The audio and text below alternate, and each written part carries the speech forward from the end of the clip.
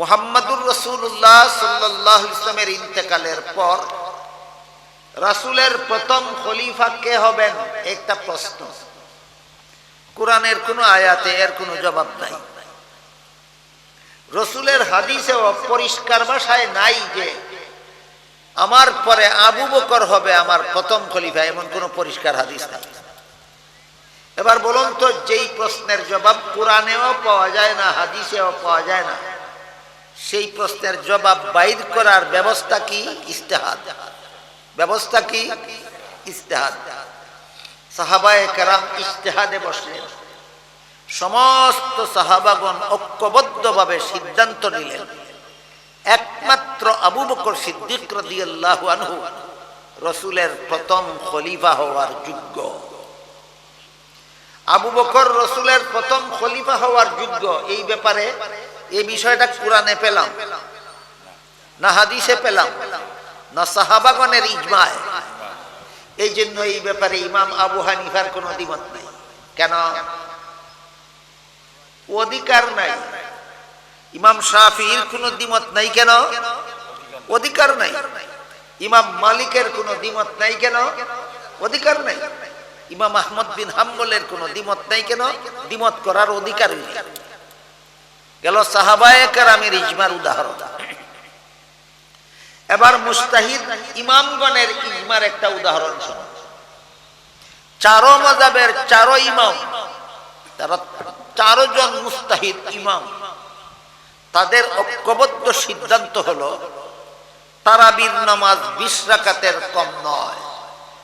তারাবির নামাজ 20 রাকাতের কম নয়। এটা কোন ইজমার উদাহরণ? মুজতাহিদ ইমামগণের ইজমার উদাহরণ। মুজতাহিদ ইমামগণের যেই ব্যাপারে ইজমা হয়ে যায়, এই ব্যাপারে দুনিয়ার কোনো আলেমেরই দ্বিমত করার অধিকার থাকে না। কিন্তু বর্তমান যুগে একদল জাহিল এই ইজমার বিরুদ্ধে দ্বিমত পোষণ করে চলেছে। এই জাহিলদের নাম হইল লামাযহাবী। এই জাহিলদের নাম হইল লামাযহাবী। এরা বলে তারাবির নামাজ 20 রাকাত নয়, তারাবির নামাজ 8 রাকাত। আমার কথা বুঝে থাকলে বলুন, তারাবির নামাজ 20 রাকাতের কম নয় বলেছিলেন কে কে? চারো মাযহাবের ইমাম। চারো মাযহাবের ইমাম। তারাবির নামাজ 20 রাকাত নয়, 8 রাকাত বলে কে? লামাযহাবীর দল। এই লামাযহাবীর দলের বিস্তারিত ঐতিহাসিক পরিচয় আছে, যা সারা রাত ভর বলা দরকার। কিন্তু আপনাদেরও শোনার মতো ধৈর্য হবে না, আমারও বলার মতো সামর্থ্য হবে না।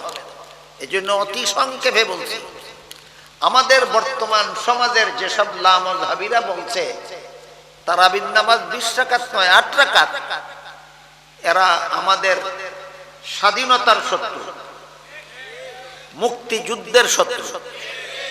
কেমনে মুক্তিযুদ্ধের শত্রু? শাহ আব্দুল আজিজ ফতোয়া দিয়েছিলেন ইংরেজের জবরদখল থেকে দেশের স্বাধীনতা উদ্ধার করার জন্য ইংরেজের বিরুদ্ধে মুক্তিযুদ্ধ করা সমস্ত মুসলমানদের জন্য ফরজে আইন।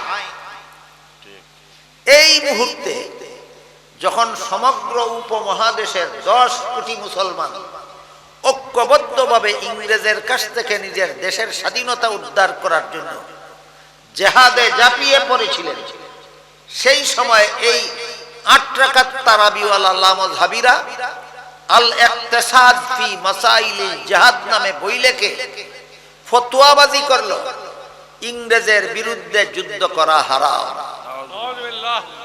ইংরেজের বিরুদ্ধে যুদ্ধ করা ফরজ ফতোয়া দিয়েছিলেন হক্কানি আলেমদের শীর্ষ আলেম আব্দুল আজিজ মুহাদ্দিসে দেহলভী রাহিমাহুল্লাহ। আর এর বিরুদ্ধে, ইংরেজের বিরুদ্ধে যুদ্ধ করা হারাম ফতোয়াবাজি করলো এই লামাযহাবীরা। ইংরেজের বিরুদ্ধে যে যুদ্ধ হয়েছিল, এই যুদ্ধের ফলে ভারত স্বাধীন হয়, এই যুদ্ধের ফলে পাকিস্তান স্বাধীন হয়, এই যুদ্ধের ফলে বাংলাদেশ স্বাধীন হয়। সুতরাং ইংরেজ বিরোধী মুক্তিযুদ্ধ ভারতীয় স্বাধীনতার ফাউন্ডেশন, পাকিস্তানি স্বাধীনতার ফাউন্ডেশন, বাংলাদেশের স্বাধীনতার ফাউন্ডেশন যেই যুদ্ধ, এই যুদ্ধের শত্রু ছিল এই লামাযাবিরা। সুতরাং এরা আমাদের স্বাধীনতার শত্রু, আমাদের মুক্তিযুদ্ধের শত্রু। আমরা মুক্তিযুদ্ধ করে যারা দেশ স্বাধীন করেছি আমরা সবাই হানাফি মাযহাবী। মুক্তিযুদ্ধ করে যারা ভারত স্বাধীন করেছি, মুক্তিযুদ্ধ করে যারা পাকিস্তান স্বাধীন করেছি, মুক্তিযুদ্ধ করে যারা বাংলাদেশ স্বাধীন করেছি, আমরা সবাই কোন মাযহাবী? হানাফি মাযহাবী। আর এই যুদ্ধের শত্রু ছিল লামাযাবিরা। সুতরাং যেই দেশের মুক্তিযুদ্ধের শত্রু ছিলে তোমরা, এই দেশ স্বাধীন করেছি আমরা, এই দেশের মাটিতে বসবাস করার অধিকার তোমাদের নাই। তোমরা যে ইংরেজের দালালি করে স্বাধীনতা যুদ্ধের শত্রুতামি করেছিলে, সেই ইংরেজের দেশে চলে যাও, আমাদের দেশ ছাড়ো। এই স্বাধীনতার শত্রু, মুক্তিযুদ্ধের শত্রু লামাযহাবীরা বলে তারাবির নামাজ 20 রাকাত নয়, তারাবির নামাজ 8 রাকাত। জিজ্ঞাসা করলেন দলিল কি? বলে দলিল সহিহ বুখারী শরীফ। কোন কিতাব দলিল? সহিহ বুখারী শরীফ। হাতে উঠাইয়া দেন সহিহ বুখারী শরীফ, ফইরা দেখা, কয় আমি পড়তে পারি না। কেতনা বড় গুয়ার, চিন্তা করে দেখে। যেই কিতাবের রেফারেন্স দেয় এই কিতাব সে পড়তেই পারে। তুই কি জানোস এর ভিতরে কি আছে না আছে? আপনারা বলুন তো, একটা বই যে পড়তে পারে না, এই বইয়ের ভিতরে কি আছে না আছে সে জানে? তাহলে এই গোয়ার তুমি করলো কেন? তখন বলে তুমি যেই কিতাব পড়তে জানো না, এই কিতাবের রেফারেন্স দিলে কেন? কয় আমি বাংলা বুখারীত পেয়েছি। বলেন তো বাংলা বুখারী কি আসল বুখারী না অনুবাদ? অনুবাদ। তুই অনুবাদ কইলে না কেন? বুখারী কইলে কেন? বাটপার। ঠিক আছে, ঠিক অনুবাদই দেখা। অনুবাদ বুখারী শরীফের অনুবাদ তার হাতে তুলে দেন, বল দেখা কই ভাই। তখন হাদিস বাইর করে দেখায়। হাদিসটা হইল, নবীর বিবি আয়েশা বলেন রাসূল করিম সাল্লাল্লাহু আলাইহি ওয়াসাল্লাম এশার নামাজের পর থেকে ফজরের পূর্ব পর্যন্ত গভীর রাতে যে নামাজগুলি পড়তেন, এই নামাজগুলিকে হাদিসের ভাষায় সালাতুল লাইল বলা হয়। বাংলায় কয় রাতের নামাজ। কোন সময়ের নামাজ? রাতের নামাজ। নবীর বিবি আয়েশা বলেন আল্লাহর রাসূল বিতির সহ রাতের নামাজ 11 রাকাত পড়তেন। রমজানেও, রমজান সারা বছরই, রমজানেও রমজান ছাড়াও, অর্থাৎ সারা বছরই 12 মাসই রাসূল বিতির সহ 11 রাকাত পড়তেন। বুঝে থাকলে বলুন তো, এই 11 রাকাত থেকে বিতিরের 3 রাকাত বাদ দিলে ক রাকাত থাকে? এই 8 রাকাত নামাজ রাসূল কোন কোন মাসে পড়তেন? 12 মাস, সারা বছর। আপনারাই বলুন যে 8 রাকাত নামাজ রাসূল সারা বছর পড়তেন, এটার নাম কি তারাবি না লামাযাবির মাথা না হের বাপের মাথা? বলেন আপনারা, এটার নাম কি? এটা তো তারাবি না, এটা তো তাহাজ্জুদ। তাহলে এই বাটপারের দল কোন হাদিস দিয়া কিসের দলিল দিল? তাহাজ্জুদের হাদিস দিয়া তারাবির দলিল দিল। এটা তারাবির হাদিস না, এটা তাহাজ্জুদের হাদিস। কারণ যেই হাদিসে উল্লেখ আছে রাসূল 8 রাকাত পড়তেন বিতির ছাড়া, এই হাদিসে উল্লেখ আছে এই 8 রাকাত পড়তেন রাসূল 12 মাস। 12 মাস যে 8 রাকাত নামাজ রাসূল পড়তেন, এটার নাম তাহাজ্জুদ, এটা তারাবি নয়। মুসান্নাফে ইবনে আবি শায়বা নামক হাদিসের কিতাব সহ আরো বিভিন্ন হাদিসের কিতাবে উল্লেখ আছে আল্লাহর রাসূল সাল্লাল্লাহু আলাইহি ওয়াসাল্লাম এই রাতের নামাজ বিতির সহ 23 রাকাত পড়তেন শুধু রমজানে। রাতের নামাজ বিতির সহ 23 রাকাত পড়তেন শুধু রমজানে। এবার বলুন 23 রাকাত থেকে বিতিরের 3 রাকাত বাদ দিলে ক রাকাত থাকে? এই 20 রাকাত নামাজ রাসূল কোন কোন মাসে পড়তেন? এবার বলুন আপনারা, শুধুমাত্র রমজানে যে 20 রাকাত নামাজ রাসূল পড়তেন, এটার নাম কি? সুতরাং তারাবির হাদিস আলাদা, তাহাজ্জুদের হাদিস আলাদা। তারাবির রাকাত সংখ্যা আলাদা, তাহাজ্জুদের রাকাত সংখ্যা আলাদা। তারাবির সময় আলাদা, তাহাজ্জুদের সময় আলাদা। জগা কিছুরই পাকাবার ফাঁক ফোকর নাই। জগা খিচুড়ি পাকাবার ফাঁক ফুকর নাই। যখন এই লামাযহাবীদের একটা আমাদের স্বাধীনতার শত্রু, ভালো রকম মনে রাখবেন, এই 8 রাকাতওয়ালা লামাযহাবীরা আমাদের দেশের স্বাধীনতার শত্রু, মুক্তিযুদ্ধের শত্রু। খুব ভালো রকম মনে রাখবেন কি কি শত্রু? দেশের স্বাধীনতার শত্রু, মুক্তিযুদ্ধের শত্রু। এই শত্রু তামির স্বাক্ষর তাদের লেখা আল ইকতিসাদ ফি মাসাইলিল জিহাদ, ওই বইয়ে তারা ফতোয়াবাদী করছে ইংরেজের বিরুদ্ধে মুক্তিযুদ্ধ করা হারাম। এদের একটা বদ খাসলত, যখন দেখে হাদিসটার বিরুদ্ধে যায়, হাদিসটার বলেন তো 20 রাকাতওয়ালা হাদিস লামাযহাবীর পক্ষে যায় না বিরুদ্ধে যায়? যখন দেখে হাদিসটার বিরুদ্ধে যায় তখন ওই বলে হাদিসটা জয়ীফ, মানি না। কোন সময় কয় হাদিসটা জয়ীফ, কোন সময় কয় হাদিসটা দুর্বল। নবীর কথার নাম হাদিস কিনা, নবীর কাজের নাম হাদিস কিনা? আপনারা বলুন তো, আপনাদের নবী জীবনে দুর্বল কথা কটা বলেছেন? আপনাদের নবী জীবনে দুর্বল কাজ কটা বলেছেন? তাহলে তুমি হাদিসটা দুর্বল বলে তুমি নিজেই কি গুড়ার ডিম বুঝো, আর এই সমাজের মানুষকে এই হাদিসটা জয়ীফ বলে কি গুড়ার ডিম বুঝাতে চাও? আসল ঘটনা হলো রাসূল যে তারাবির নামাজ 20 রাকাত পড়তেন, এই হাদিসটাকে যারা জয়ীফ বলেছেন এদের বাপ দাদার জন্মের আগের থেকে সারা দুনিয়ার মুসলমান উম্মতেরা এই হাদিসে আমল করা শুরু করে দিয়েছে। আর যে হাদিসের উপর গোটা দুনিয়ার উম্মতে আমল চালু করে দিছে, এই হাদিস সহিহ মুতাওয়াতিরের পর্যায়ে পৌঁছে যায়। সুতরাং জয়ীফ হাদিসের দ্বারা তারাবির নামাজ 20 রাকাত প্রমাণিত নয়, সহিহ মুতাওয়াতির হাদিসের দ্বারা তারাবির নামাজ 20 রাকাত প্রমাণিত।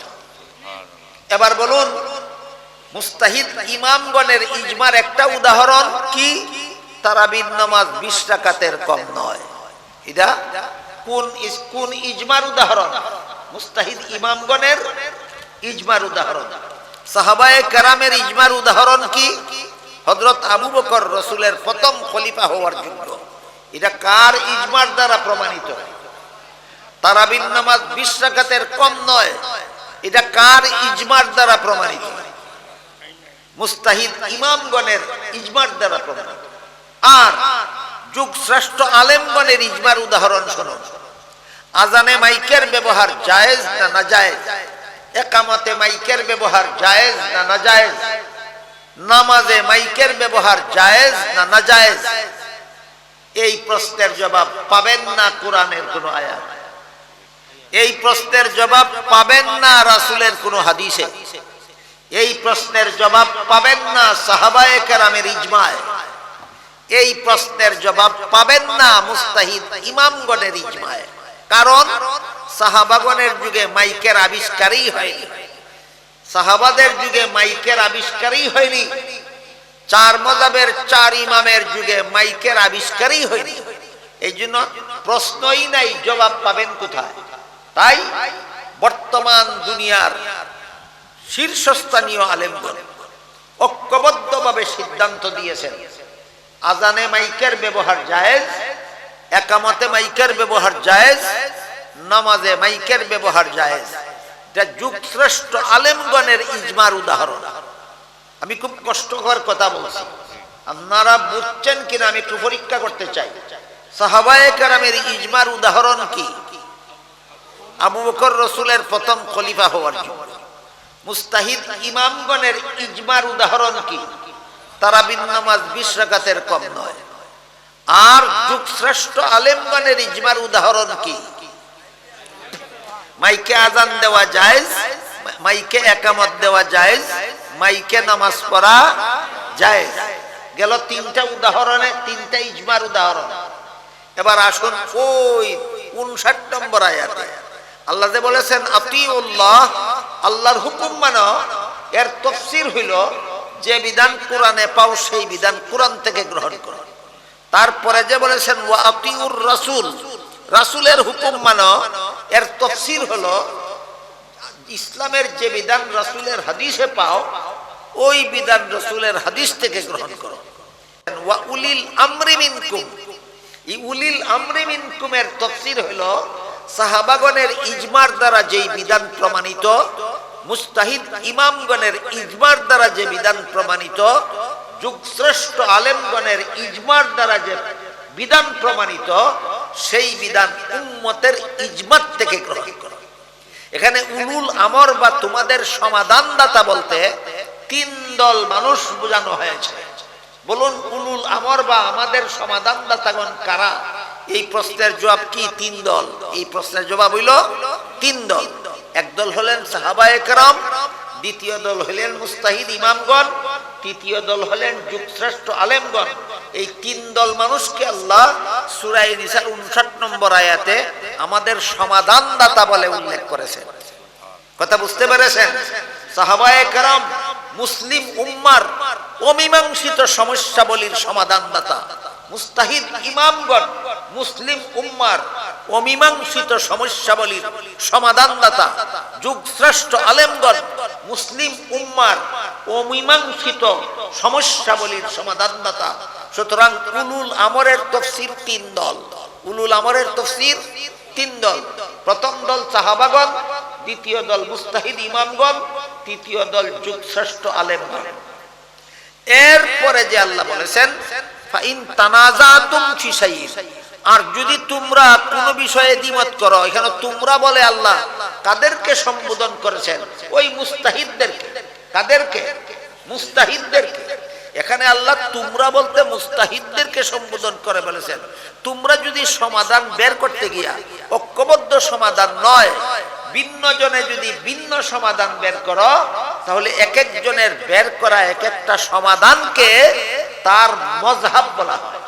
ভিন্ন ভিন্ন সমাধান বের করলে এটার নাম ইজমা না মযহাব? এর নাম হইল মযহাব। সুতরাং ইজমা সম্পর্কে হাদিস শরীফে রাসূল বলেন ইন্নাল্লাহা লা ইয়াজমাউ উম্মতি আও ক্বালা উম্মাতা মুহাম্মাদিন সাল্লাল্লাহু আলাইহি ওয়াসাল্লাম আলা দালালাতিন আবাদা। উম্মতের ইজমার দ্বারা যে বিধান প্রমাণিত হবে সেটা আল্লাহর কাছে শতকরা 100% নির্ভুল ইসলামী বিধান বলে গণ্য হবে। আর মযহাবের ব্যাপারে রাসূল বলেন, মযহাব সম্পর্কে রাসূলের বাচনিক সমর্থনও আছে, কার্যত সমস্ত সমর্থন আছে।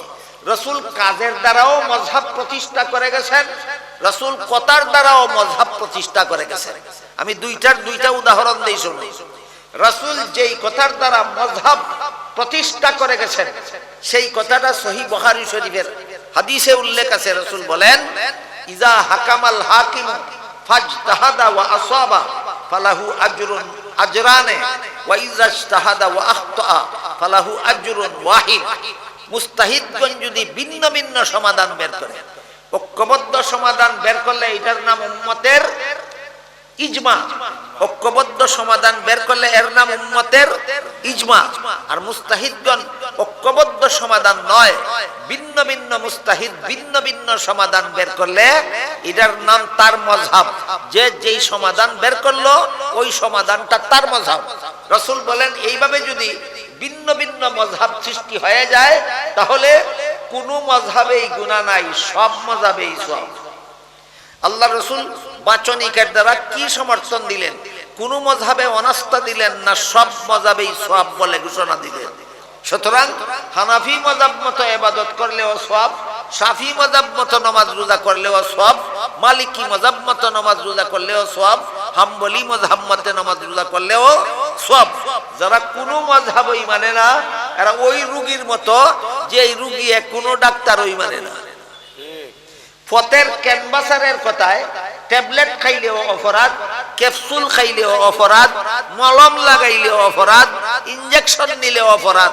এমবিবিএস ডাক্তারের কথায় ট্যাবলেট খাইলেও দোষ নাই, ক্যাপসুল খাইলেও দোষ নাই, মিক্সচার খাইলেও দোষ নাই, মলম লাগাইলেও দোষ নাই। এই কথাটা আপনাদেরকে বোঝাবার জন্য ইমাম আবু হানিফার একজন হাদিসের উস্তাদের ঘটনা বলি। ইমাম আবু হানিফা রাহমাতুল্লাহি আলাইহির হাদিস শাস্ত্রের একজন উস্তাদ ছিলেন ইমাম আমশ রাহমাতুল্লাহি আলাইহি। তিনি ইলমে হাদিসের উস্তাদ ছিলেন। ইমাম আবু হানিফার এলমে হাদিসের উস্তাদ ছিলেন ইমাম আমশ। একদিন এক বৈঠকে ইমাম আবু হানিফা উপস্থিত ছিলেন, তার উস্তাদ আমশও উপস্থিত ছিলেন। এমত অবস্থায় এক ব্যক্তি ইমাম আবু হানিফার হাদিসের উস্তাদ আমশের কাছে একটা সমস্যার সমাধান চাইল। তিনি বললেন, এই সমস্যার সমাধান আমার জানা নাই, আমার ছাত্র আবু হানিফা বলতে পারবে, হয়তো তারে জিজ্ঞাসা করে। দেখেন তারা কত সরল ছিলেন। উস্তাদ হইয়া বলেন আমার জানা নাই, আবার ছাত্রর রেফারেন্স দিয়ে বলেন আমার ছাত্র হয়তো বলতে পারবে, তারে জিজ্ঞাসা করো। কেতনা বড় সরল হলে উস্তাদ নিজের জানা নাই বলার পরে আবার আমার ছাত্রর কাছে জিজ্ঞাসা করে বলতে পারে, এত বড় সরল ছিলেন তারা। তো ইমাম আহমদ বললেন, তোমার প্রশ্নের জবাবটা আমার জানা নাই, আমার ছাত্র আবু হানিফারে জিজ্ঞাসা করো। আবু হানিফাও সেখানে উপস্থিত ছিলেন। ওই লোকটা এই উস্তাদের সামনে এই ছাত্র আবু হানিফারে জিজ্ঞাসা করলেন। আবু হানিফার সাথে সাথে জবাব দিয়া বললেন। জবাব দেওয়ার পরে আবু হানিফার উস্তাদ আমর জিজ্ঞাসা করলেন, এই মিয়া, তুমি তো আমার ছাত্র, তুমি এই প্রশ্নের সমাধান ফাইলা কোথায়? আবু হানিফা বলেন, হুজুর, আপনি যে আমারে অমুক হাদিসটা শিক্ষা দিছিলেন, সেই হাদিসের ভিতরে আমি সমাধানটা পাইছি। আপনি শিখাইছেন আমারে হাদিস, কিন্তু সমাধান যে এই হাদিসের ভিতরে, এই হাদিসের ভিতরে যে এই প্রশ্নের সমাধান আছে, সেটা আপনার খেয়াল নাই, আমি সমাধান বের করে দিয়েছি। তখন ইমাম আবু হানিফার উস্তাদ ইমাম আমল বলেন, শোনো, আমি একটা কথা বলি, আমরা যারা আহলে হাদিস, আমরা যারা হাদিস চর্চা করি, আমরা হইলাম ফার্মেসিয়ানের মতো। ফার্মেসির মধ্যে অনেক ঔষধ থাকে, কিন্তু ফার্মেসির মালিকে জানে না কোন রোগের জন্য কোন ঔষধ। আর তোমরা যারা ফকি, তোমরা যারা মুস্তাহিদ, তোমরা হইলা ফাঁস করা ডাক্তারের মতো। তোমাদের কাছে ওষুধ না থাকলেও কোন রোগের জন্য কোন ওষুধের দরকার সেটা তোমাদের জানা আছে।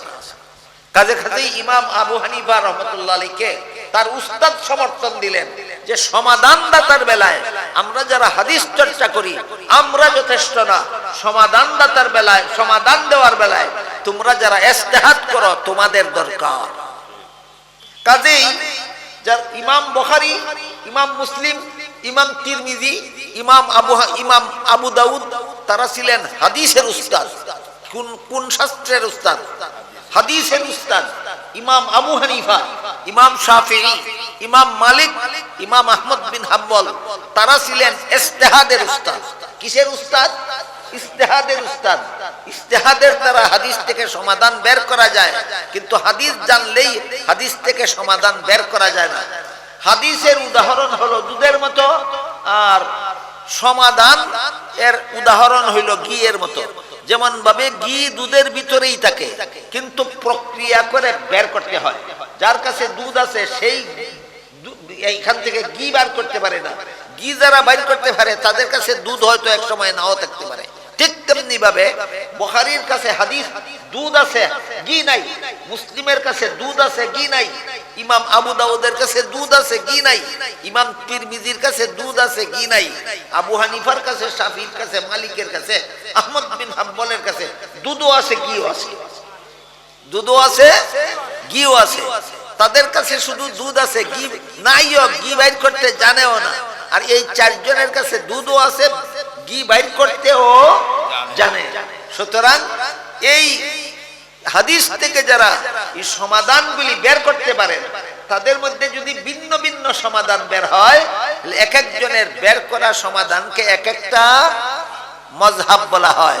এই কথাটাই আল্লাহ বলেছেন, ফাইন তানাজাতুম ফি শাইইনের ভিতরে, হে মুস্তাহিদগণ, তোমরা যদি কোনো ব্যাপারে ভিন্ন মত পোষণ করো, সেই বিষয়টাকে আল্লাহ এবং রাসূলের দিকে ফিরিয়ে দাও। কথার ব্যাখ্যা হইল, তাফসীর হইল কিয়াস কইরা বাইর করা সমাধান। যেই যার কথাটা কিয়াসের অনুকূলে হবে তারটাই ইসলামী শরীয়তের দলিল সাব্যস্ত হবে। যে মুস্তাহিদের কথা কিয়াসের অনুকূলে হবে না, তার মযহাবটা ইসলামের বিধান বলে গণ্য হবে না। সারমর্ম হলো এই আয়াতের ভিতরে আল্লাহ পাক রব্বুল আলামিন ইসলামের যাবতীয় বিধিবিধানের চার ঠিকানা চিহ্নিত করে দিয়েছেন। ইসলামের কিছু বিধান পাওয়া যাবে কোরআনে, সেইগুলি কোরআন থেকে গ্রহণ করো। ইসলামের কিছু বিধান পাওয়া যাবে রাসূলের হাদিসে, সেইগুলি হাদিস থেকে গ্রহণ করো। ইসলামের কিছু বিধান পাওয়া যাবে উম্মতের ইজমায়, সেগুলি উম্মতের ইজমাত থেকে গ্রহণ করো। ইসলামের কিছু বিধান পাওয়া যাবে ইমামগণের মযহাবে, সেইগুলি মযহাব থেকে গ্রহণ করো। সারমর্ম হলো সূরা নিসার 59 নম্বর আয়াতে আল্লাহ ইসলামের যাবতীয় বিধিবিধানের 4টা ঠিকানা চিহ্নিত করে দিয়েছেন। প্রথম ঠিকানার নাম আল্লাহর কোরআন, দ্বিতীয় ঠিকানার নাম রাসূলের হাদিস, তৃতীয় ঠিকানার নাম উম্মতের ইজমা, চতুর্থ ঠিকানার নাম ইমামগণের মযহাব। এই 4টার নাম আপনাদের মনে রাখতে হবে, তাহলে আমার 1 ঘন্টা চেঁচামেচি করা সার্থক হবে। বলেন 4টা ঠিকানা মনে রাখতে পারবেন কিনা? সূরা নিসার 59 নম্বর আয়াতে আল্লাহ ইসলামের যাবতীয় বিধিবিধান পাওয়ার 4টা ঠিকানা চিহ্নিত করে দিয়েছেন। প্রথম ঠিকানার নাম আল্লাহর কোরআন। বলুন প্রথম ঠিকানার নাম কি? আল্লাহর কোরআন। দ্বিতীয় ঠিকানার নাম রাসূলের হাদিস। বলুন দ্বিতীয় ঠিকানার নাম কি? রাসূলের হাদিস। তৃতীয় ঠিকানার নাম উম্মতের ইজমা। বলুন তৃতীয় ঠিকানার নাম কি? উম্মতের ইজমা। চতুর্থ ঠিকানার নাম ইমামগণের মযহাব। বলুন চতুর্থ ঠিকানার নাম কি? ইমামগণের মযহাব। কোন আয়াতে আল্লাহ সাব্যস্ত করছেন?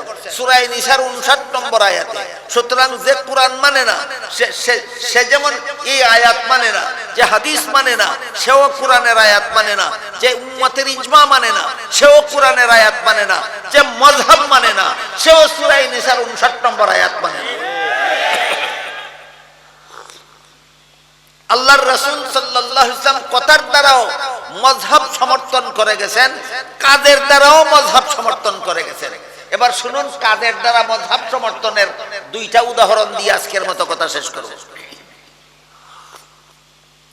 রাসূল একবার একদল সাহাবাকে একটা যুদ্ধে পাঠাইলেন। ইসলামের ইতিহাসে এই যুদ্ধটাকে বনি কুরাইজা যুদ্ধ বলা হয়। পাঠাবার সময় তাদেরকে বলে দিলেন তোমরা এত তাড়াতাড়ি যাবে যেন গন্তব্যস্থলে গিয়ে আসরের নামাজ পড়তে পারো। তখন হাতে সেই সময়ও ছিল, কিন্তু ঘটনাক্রমে রাস্তায় তাদের দেরি হয়ে গেল। এখন গন্তব্যস্থলে গিয়ে পড়তে হইলে আসরের নামাজের সময় থাকবে না, আর সময় মতে পড়তে হইলে গন্তব্যস্থলে যাওয়া যাবে না। এবার কি করা যায়? এই সাহাবায়ে কেরামের মধ্যে তারা ইজতিহাদ করলেন। ইজতিহাদ করে একদল সমাধান বের করলেন, আমরা রাস্তায় পড়ব সময়ের ভিতরে। আরেক দল সাহাবা ইজতিহাদ করে সমাধান বের করলেন, আমরা কাজা করব গন্তব্যস্থলে গিয়ে। বলুন ঘটনা বুঝে থাকলে একদিনের আসরের নামাজ নিয়া সাহাবায়ে কেরামের এক দলের মধ্যে 2টা মযহাব সৃষ্টি হইল কিনা? 2টা মযহাব সৃষ্টি হইল। দুনো মযহাবের সংবাদ সহিহ বুখারী শরীফের হাদিসে আছে। দুনো মযহাবের সংবাদ রাসূলের কাছে পৌঁছানো হইল। রাসূল দুনো সংবাদ পাইয়া দুনোটাকে সমর্থন দিয়া দিলেন। বুঝে থাকলে বলুন রাসূলের যুগে মযহাব হয়েছিল কিনা? রাসূল জানতেন কিনা? অনাস্থা দিয়েছিলেন না সমর্থন দিয়েছিলেন? সুতরাং যারা মযহাব মানে না এরা একদিকে কোরআন মানে না, অপরদিকে যারা মযহাব মানে না এরা রাসূলের হাদিস মানে না। আর দুয়াই দেয় কোরআন মানি হাদিস মানি মযহাব মানি না। মযহাব না মানলে কোরআনও মানা হয় না, মযহাব না মানলে হাদিসও মানা হয় না। কাজে কোরআন মানি হাদিস মানি মযহাব মানি না, এটা হইল কোরআন হাদিসের দুহাই দিয়া কোরআন হাদিস অমান্য করার চক্রান্ত ছাড়া আর কিছু নয়। রাসূল কাজের দ্বারা মযহাব প্রতিষ্ঠা করে গেছিলেন, এর একটা উদাহরণ শুনুন। এতক্ষণের বর্ণিত উদাহরণে রাসূল কাজের দ্বারা মযহাব সমর্থন করেছিলেন হয়ে গেল। এখন একটা হাদিসের ঘটনা শুনুন, যার দ্বারা প্রমাণিত রাসূল মযহাবের শুধু অনুমতি দিয়ে যাননি, রাসূল নিজে একটা মযহাব প্রতিষ্ঠা করে গেছেন। সেই হাদিসটা কি? হযরত মুআয ইবনে জবাল রাদিয়াল্লাহু আনহুকে রাসূল ইয়ামানের গভর্নর বানায়া পাঠাইলেন, মুফতি বানায়া পাঠাইলেন। পাঠাবার সময় মুআজকে জিজ্ঞাসা করলেন, মুআজ তুমি ইয়ামানবাসীর সমস্যাবলীর সমাধান কোথা থেকে দেবে? মুআজ বলেন আল্লাহর কোরআন থেকে দেব। রাসূল জিজ্ঞাসা করেন যেই প্রশ্নের সমাধান কোরআনে না পাও সেই প্রশ্নের সমাধান কোথা থেকে দেবে? মুআজ বলেন রাসূলের হাদিস থেকে দেব। রাসূল জিজ্ঞাসা করেন যেই প্রশ্নের সমাধান রাসূলের হাদিসেও না পাও সেই প্রশ্নের সমাধান কোথা থেকে দেবে? মুআজ বলেন আমি নিজে ইজতিহাদ করে দেব। বলুন কোরআন হাদিসে না পাইলে ইজতিহাদ করে সমাধান বের করার কথা কিনা? সমস্ত মুস্তাহিদরা যদি ঐক্যবদ্ধ সমাধান বাইর করে, এটার নাম উম্মতের ইজমা। আর একা কোনো মুস্তাহিদের সমাধানকে বলে তার মযহাব, একা কোনো মুস্তাহিদের সমাধানকে বলে তার মযহাব। মুয়াজ যে বললেন আমি সমাধান বের করে দেব, এটার নাম উম্মতের ইজমা না মুয়াজের মযহাব? এটার নাম উম্মতের ইজমা না, এটা মুয়াজের মযহাব। আল্লাহর রাসূল ইয়ামানবাসীকে মুয়াজের মযহাব পালনের ব্যবস্থা করে দিয়েছেন এবং মুয়াজকে সেখানে গিয়ে মযহাব সৃষ্টি করার নির্দেশ দিয়েছেন।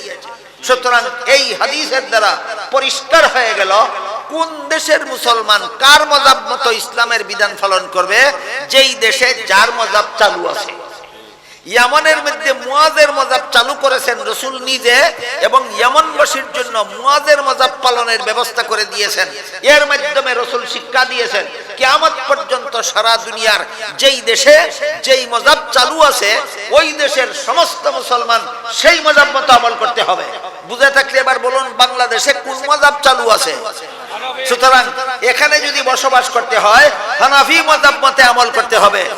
বাংলাদেশে বসবাস করবে আর হানাফি মযহাবের বিরুদ্ধে কথা বলবে, সে বিদ্রোহ ছাড়া ফিতনাবাজ ছাড়া আর কিছু নয়। আল্লাহ আপনাদের আমাদের সবাইকে এই ইসলামের চার দলিলের উৎসমূল বুঝার, মযহাব বুঝার, মযহাব চিনার, হানাফি মযহাবের অনুসারী হয়ে আমল করার তৌফিক দান করুন। সবাই বলুন আমিন। সুবহান রাব্বিকা রাব্বিল ইজ্জাতি আম্মা ইয়াসিফুন ওয়া সালামুন আলাল মুরসালিন ওয়ালহামদুলিল্লাহি রাব্বিল আলামিন।